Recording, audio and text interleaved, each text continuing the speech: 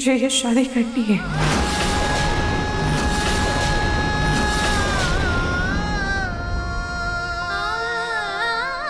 वैसे भी आपका और मेरा कोई रिश्ता नहीं है। आपको मुझ पर कोई हक नहीं है और आप मुझे कुछ भी करने से नहीं रोक सकते। जिस दिन आपको हमारे बीच का कोई रिश्ता याद आए उस दिन आप मुझे रोक लीजिएगा।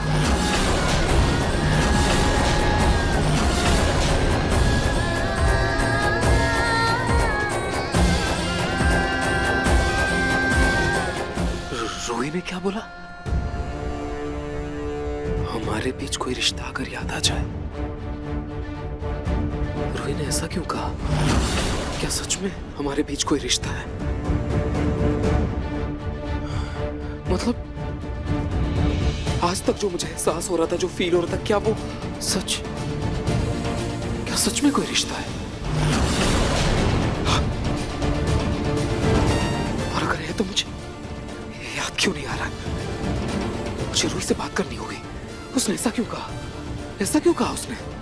रोही, रोही। नाल, नाल, रुको बेटा।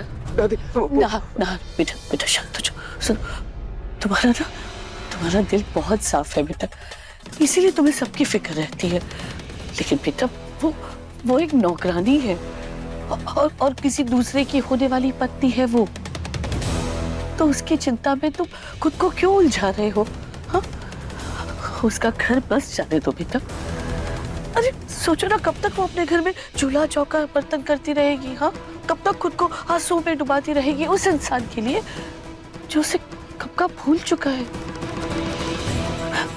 बेटा जाने दो। तुम चलो मेरे साथ। तुमने आरती नहीं ली है ना? हाँ, चल के आरती लो। आरती बाकी है ना? आरती ले लो। चलो आओ मेरे साथ, आओ आओ आओ।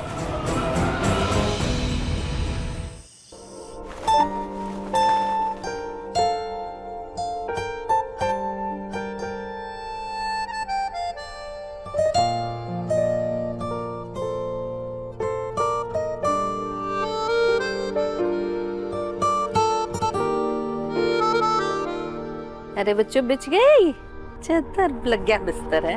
पलक बेटा आओ, चलो मेरे साथ आओ, मेरे कमरे में आओ। जी दादी। हाँ पूनम जी क्या हुआ प्रतीक के पापा? मैं क्या सोच रहा था कि क्यों ना पिंकू और पलक हमारे कमरे में सो जाए और हम दोनों यहाँ गद्दे पर। मैं यहाँ इतनी षड्यंत्र रच रही हूँ ताकि पिंकू और पलक एक ना हो और ये प्रतीक के पापा अपनी उल्टी गंगा ही बहाए जा रहे हैं। हाँ प्रतीक के पापा, मैं भी यही सोच रही थी, लेकिन मेरी कमर में ना बहुत दर्द है। मैं तो ऐसे जमीन में गद्दे लगाकर नहीं सो पाऊंगी, दर्द बढ़ जाएगा। रात भर कराती रहूंगी। मैं तो अपने कमरे में ही सोऊंगी, अपने बिस्तर में ही नींद आएगी मुझे। आप एक काम कीजिए, आप अंदर रूम में सो जाइए, मैं और पलक बाहर हॉल मैनेज कर लेंगे। हाँ तो बेटा 7 दिन की तो बात है, 7 दिन नहीं मैनेज कर पा रहे तुम। और फिर मुझे भी तो अपनी बहू के साथ थोड़ी बातें करनी है, थोड़ा समय बिताना है। क्या तू नहीं चाहता कि मैं अपनी पलक बहू के साथ गप्पे लड़ाऊं, रात में खीखी खुखू करूं, है हंसू, बातें करूं, ठाके लगाऊं? क्यों पलक? प्रतीक के पापा, आप और पिंकू यहाँ सो जाइए गद्दे पर, है ना? मैं और मेरी बहू सोएंगे आराम से मेरे कमरे में बिस्तर पर। आ जाओ बेटा। ओहो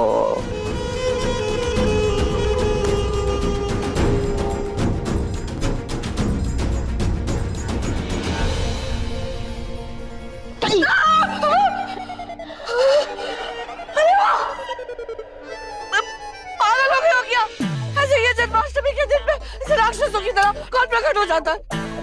अभी मुझे हार्ट अटैक हो जाता तो। सॉरी दादी जी, वो ना हम आपकी माँ से मिलना चाहते हैं। नहीं, मतलब हमारी माई आपसे मिलना चाहती है। मैं भला क्यों मिलूं तुम्हारी माई से? क्योंकि आप हमारी माई की होने वाली समधन है, तो नहीं मिलेंगी क्या? अरे ओ, उंगली क्या पकड़ने दे दी? तुम सीधा हाथ खींचने लग गए। एक बात कान खोलकर सुन लो, रूही मेरी बेटी नहीं है जो तुम्हारी माँ मेरी समझन लगेगी। रूही सिर्फ एक मुसीबत है जिसे मैं जड़ से उखाड़कर फेंकना चाहती हूँ, बस। आई बात समझ में? हाँ। दफा हो जाओ यहाँ से। नहीं नहीं नहीं नहीं नहीं, हम अपनी माई से बहुत प्यार करते हैं। अगर आप उनसे नहीं मिलेंगी ना तो उनका दिल टूट जाएगा और हमें बहुत बुरा लगेगा। उनका दिल बहुत नाजुक है और शगुन का सामान तो लेकर जाना होगा ना। ठीक है, नौकरों से बोल दूंगी, शगुन का सामान ले जाएंगे वो। नहीं नहीं नहीं नहीं, आपको ही जाना होगा, आपको ही जाना होगा और हमारी माई से मिलना होगा, नहीं तो हमारी माई ये शादी नहीं होने देगी। अरे क्या अजीब मुसीबत है, हाँ? अच्छा ठीक है, चली जाऊंगी मिलने। ये हुई ना बात, हम अभी अपनी माई को ये खुशखबरी दे देते हैं। हाँ? हेलो माई। क्या शगुन दूं इसकी माई को मैं?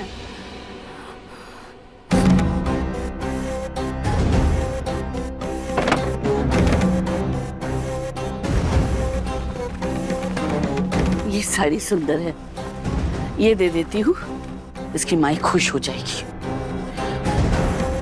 एक मिनट, ये लाल कौन सा मेरा लाल है और रूही कहाँ मेरी बेटी है जो इतनी महंगी साड़ी इसकी माँ पे बर्बाद करूं मैं?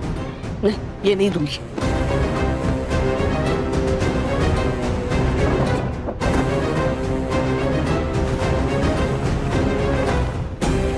ये साड़ी ठीक है, ये दिवाली पे नौकरानी को देने के लिए रखी थी, यही दे देती हूँ और कोई सस्ती सी मिठाई भी साथ में दे दूंगी।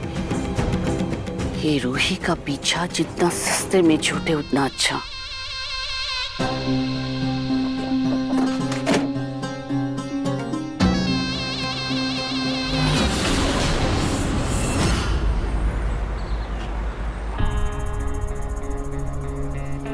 माँ, ये शगुन का थाल लेकर आप कहाँ जा रही हैं? ये शगुन की थाल मैं लाल किशोर की माँ को देने जा रही हूँ।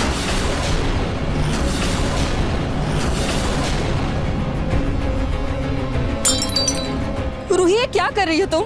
हाँ? Sorry mummy. दादी, दादी ये सब आप क्या कर रही हैं? ये सब तो सिर्फ एक नाटक है ना।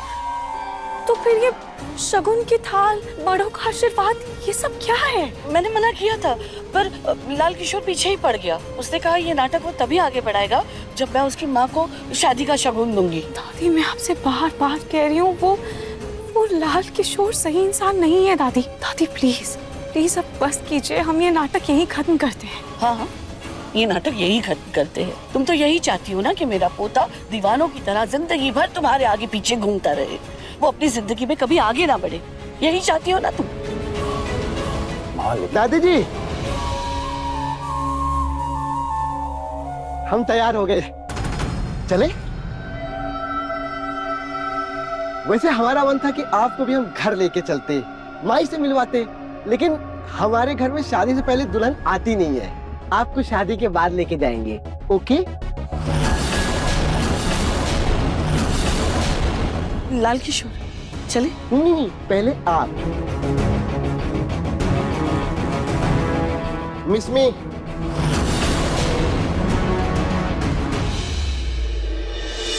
सोने जी, अगर डॉक्टर ने ना कहा होता ना कि रूही को नाहर से दूर रहना है, तो ये नाटक में कभी ना होने देता।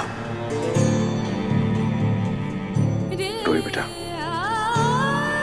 मुझे माफ कर दो, मुझे नहीं पता था। नाहर के लिए पता नहीं तुम्हें क्या क्या झेलना पड़ रहा है। मैं इस बात के लिए बहुत शर्मिंदा हूँ बेटा। मुझे आप क्यों सॉरी कह रहे हैं? इसमें आपकी कोई गलती नहीं है। हाँ रतन जी, रूही बिल्कुल ठीक कह रही है। आज रूही के साथ जो कुछ भी हो रहा है उसकी जिम्मेदार वो खुद है, जाने अनजाने में ही सही, लेकिन अपनी माँ और बहन को रूही खुद इस घर में लेकर आई थी, इसलिए उनके कर्मों की सजा ये खुद भुगत रही है। रूही, ये सब साफ करो और दूसरी चाय लेकर मेरे कमरे में आओ।